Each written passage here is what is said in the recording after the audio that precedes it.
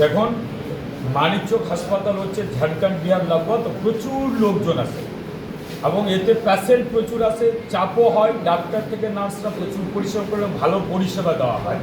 এইখানে বেডের সমস্যা আছে, যারা প্রসূতিরা আছে, গর্ভপাত হয়, ছোটো ছোটো শিশু, নবজাত শিশুরা যখন থাকার ব্যবস্থা হয়, আমাদের এইখানে সব তৈরি ছিল আর কি, বাট চালু ছিল না।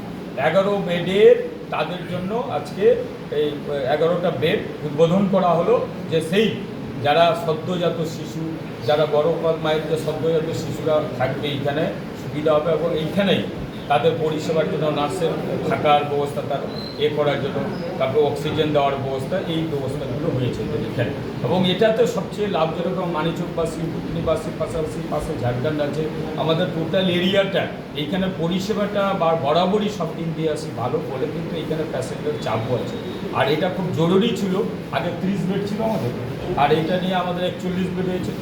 কিছুদিন পরে আমাদের মাতৃমা উদ্বোধন হবে এবং 20 বেডের। আবার এইখানেও আর একটা ব্যবস্থার প্রপোজাল দিয়েছে অলরেডি, আমাদের ডিএমএস সাহেব দিয়েছেন, এসডিএমএস সাহেব আছেন, আইসি সাহেব, বিডিও সাহেব, যৌথভাবে প্রশাসন আমরা কাজ করছি। মানিকচকের মানুষ ভরসা রেখেছে, গোটা পশ্চিমবাংলার মানুষ ভরসা রেখেছে।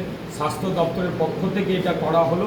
পাশাপাশি আমাদের জনপ্রিয় মুখ্যমন্ত্রী আমাদের পরিষ্কার বলেছেন, শুভেন্দু অধিকারী মহাশয়, মানুষের কাজে কোনো রকম অসুবিধা নয়, ট্রিটমেন্ট থেকে শুরু করে সমস্ত যাবতীয় ওষুধ থেকে শুরু করে তার পরিষেবাতে অসুবিধা নয়।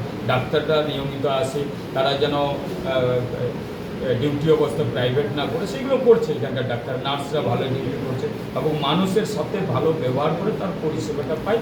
এই ব্যবস্থাটা মানিকচকে চালু আছে, ভালো আছে। তার পরিষেবারই জন্য সাধারণ মানুষের পরিষেবা, গর্ভবতী মায়েদের পরিষেবা, সদ্যজাত শিশুদের পরিষেবার জন্য 11টা বেড চালু করা হয়েছে। এতদিন বন্ধ কেন ছিল, কেন ব্যবহার করা হয়নি? অনীহা এবং স্ট্রাকচারটা ঠিকঠাক ছিল না, ঠিক সঠিক নির্দেশ ছিল না। কারণ আপনারা সকলেই জানেন, স্বাস্থ্যের নামে একটা অরাজকতা চলতো, গোটা পশ্চিমবাংলায় রুট রাট চালাতো।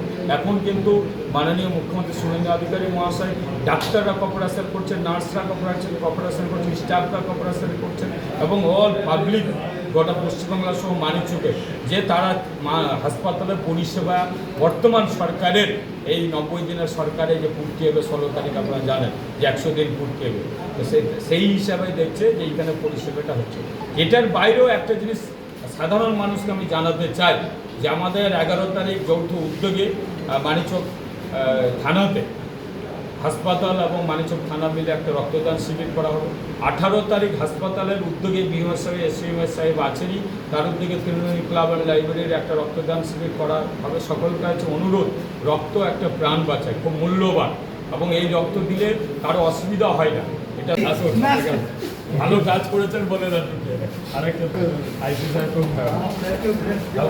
খুব বাড়ির লোক, ওই জন্য পদ বড়, কিন্তু আমাদের বাড়ির লোক ভালো লাগে, ভালো লোক কাজে রাখবে।